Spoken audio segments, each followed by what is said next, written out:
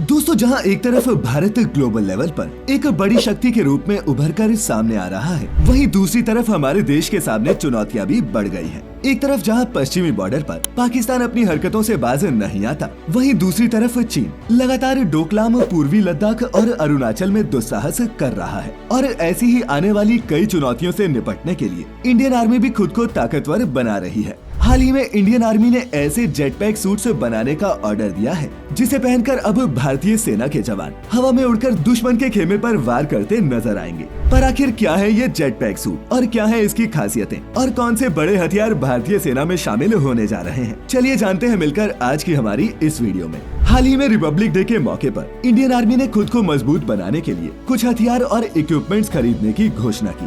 दोस्तों, बता दें कि हमारी सेना में सैनिकों के लिए एक झटके में दर्जनों गोलियां बरसाने वाली गन हो या फिर महीनों कूल रखने वाली ड्रेस या फिर हेलमेट, ये सब पहले से मौजूद है। लेकिन अब जहां दुनिया भर के देश फ्यूचर आर्मीज को तैयार कर रहे हैं, तो ऐसे में हम पीछे कैसे रह सकते हैं। इसीलिए इंडियन आर्मी भी अपनी सेना में कुछ ऐसे हथियारों को शामिल करने जा रही है जिससे इंडियन मिलिट्री की ताकत डबल हो जाएगी। जी हाँ, इंडियन आर्मी बहुत जल्द अपने सैनिकों के लिए जेट पैक सूट्स खरीदने जा रही है। इसके साथ ही रोबोटिक म्यूल्स और 130 फास्ट ट्रैक टेथर ड्रोन्स भी इंडियन आर्मी अपने बेड़े में शामिल करने जा रही है। आपको बता दें कि भारत सरकार ने अपनी सेना को मजबूत करने का ये फैसला हालिया ग्लोबल कॉन्फ्लिक्ट्स को देखते हुए लिया है, जिसमें अर्मेनिया, अजरबैजान से लेकर रूस, यूक्रेन के बीच संघर्ष हो या फिर पूर्व में चीन के साथ सैन्य टकराव, ये सब शामिल है। इन सब की वजह से ही भारत की सेना ने फास्ट ट्रैक प्रोसीजर के जरिए इमरजेंसी प्रोक्यूरमेंट के तहत ये सब खरीदने के लिए रिक्वेस्ट फॉर प्रपोजल जारी किया है। अब दोस्तों, इसकी एक और खास बात ये है कि ये सब equipment Indian army Indian company से ही खरीदने वाली है और इसके लिए इंडियन कंपनीज को 6 से 14 फरवरी तक टेंडर सबमिट करने होंगे। तो चलिए दोस्तों, एक एक करके जानते हैं भारतीय सेना में शामिल होने वाले इन इक्विपमेंट्स के बारे में।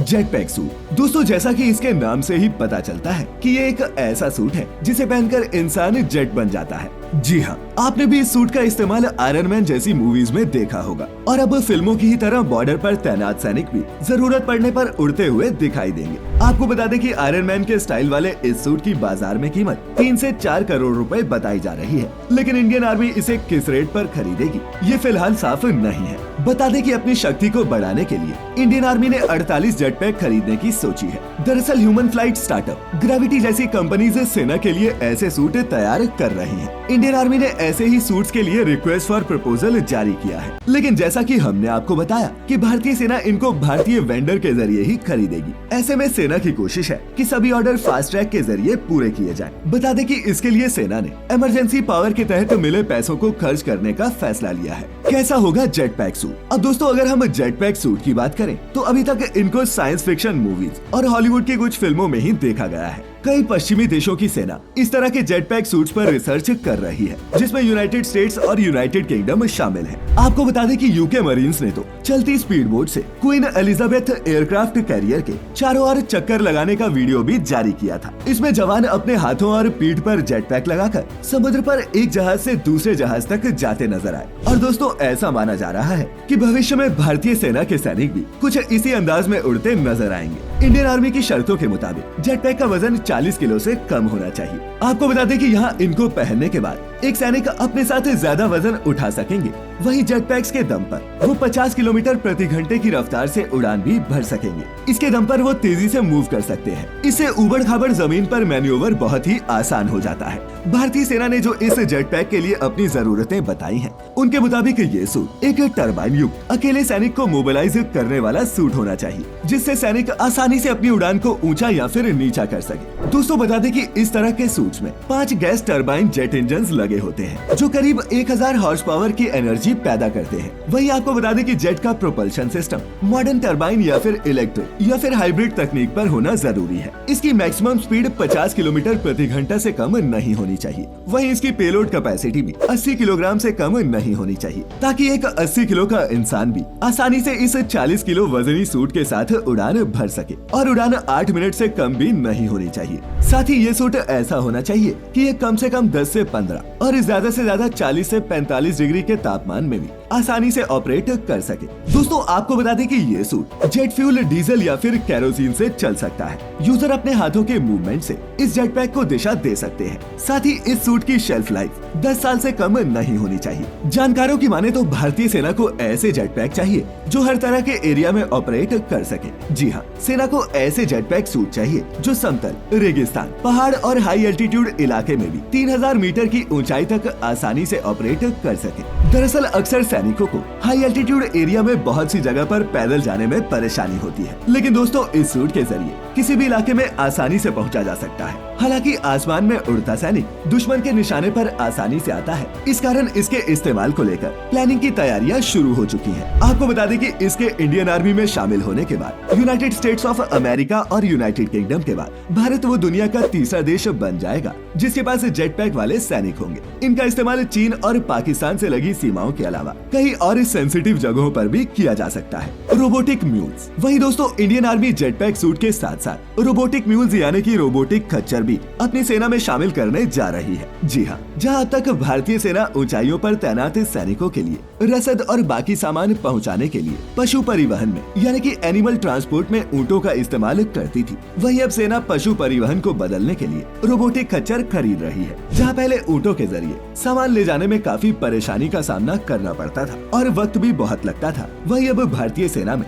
इन रोबोटिक खच्चरों के शामिल होने से हमारी सेना को बहुत फायदा होगा और इसीलिए भारतीय सेना ने रोबोटिक खच्चर खरीदने के लिए भी टेंडर निकाला है। भारतीय सेना ने अपने टेंडर में ये साफ तौर पर कहा है कि रोबोटिक खच्चरों को 10,000 फीट की ऊंचाई तक सामान ले जाने में कैपेबल होना होगा। आर्मी के मुताबिक इनकी शेल्फ लाइफ 10 साल से कम नहीं होनी चाहिए। मेन रोबोट के साथ साथ कंपनी को इससे जुड़ी एक्सेसरीज भी देनी होगी, साथ ही इसे ऑपरेट करने की ट्रेनिंग भी। इसके अलावा आर्मी का कहना है कि ये 4 पैरों वाला होना चाहिए जो अलग अलग टेरेन में ऑपरेट कर सके। इसमें सेल्फ रिकवरी कैपेबिलिटी भी होनी चाहिए। इसके साथ ही इन म्यूल्स को उबड़ खाबड़ इलाकों में चढ़ाई चढ़ने और उतरने में सक्षम होना होगा। इसकी लंबाई, चौड़ाई और हाइट 1 मीटर से ज्यादा नहीं होनी चाहिए। रोबोटिक खच्चर का वजन भी 60 किलो से ज्यादा नहीं होना चाहिए। ये 4000 मीटर की ऊंचाई में ऑपरेट करने में सक्षम होना चाहिए जो ऑटोनोमस मोड में ऑपरेट कर सके और कम से कम 5 इंच ऊंची सीढ़ियां भी चढ़ सके। दोस्तों बता दें कि ये कमांड और कंट्रोल स्टेशन के जरिए पहले से ही तय रूट यानी कि प्री डिफाइंड मिशन रूट पर ऑटोमेटिकली जा सकेगा। आपको बता दें कि रोबोटिक खच्चर में 10 किलो तक वजन ढोने की भी क्षमता होगी। सेना का मानना है कि रेलेवेंट पेलोड के साथ इन रोबोटिक खच्चरों को कम से कम 100 किलोमीटर दूर से ट्रैक किया जा सकेगा। अब दोस्तों जहां एक तरफ भारत सरकार इंडियन आर्मी को मजबूत करने में हर तरह की कोशिशें कर रही है, वहीं ये सब भारत सरकार मेक इन इंडिया की पहल के तहत कर रही है। जी हाँ, भारतीय सेना ने पहले ही ये क्लियर कर दिया था कि ये हाईटेक सामान मेक इन इंडिया होना चाहिए, यानी कि इन सभी चीजों की खरीद भारतीय कंपनियों से ही की जाएगी। Fast track tether drone. अब दोस्तों जेट पैक सूट और रोबोटिक खच्चर के साथ साथ भारतीय सेना अपनी आर्मी में 130 fast track tether drone systems भी शामिल करने जा रही है। इमरजेंसी परचेज पावर का इस्तेमाल कर टेथर ड्रोन्स को स्वदेशी यानी कि इंडिजिनियस कैटेगरी के तहत खरीदा जाएगा। आपको बता दें कि टेथर्ड ड्रोन सिस्टम्स में ऐसे ड्रोन होते हैं जो ग्राउंड बेस्ड टेथर स्टेशन से जुड़े होते हैं और लंबे वक्त तक line of site of the target से परे निगरानी कर सकते हैं। और तो और इन ड्रोन्स को ज्यादा जानकारी प्राप्त करने या फिर खुफिया जानकारी की पुष्टि करने के लिए एक फिक्स टाइम के लिए अनएथर्ड मोड में भी लॉन्च किया जा सकता है। अब दोस्तों कुछ इस तरह भारतीय सेना अपने आप को ताकतवर बनाने में लगी हुई है ताकि अपने दुश्मन देशों को सबक सिखा सके। खैर दोस्तों, आपको क्या लगता है, क्या इन इक्विपमेंट्स के एडिशन से भारतीय सेना को कुछ मदद मिलेगी? अपनी राय नीचे कमेंट्स में हमें जरूर बताएं और ऐसी सभी वीडियोस देखते रहने के लिए जुड़े रहे द मिस्टिका लैंड परिवार के साथ। तो फिर मिलेंगे किसी ऐसी ही वीडियो में, तब तक के लिए आपका बहुत बहुत शुक्रिया।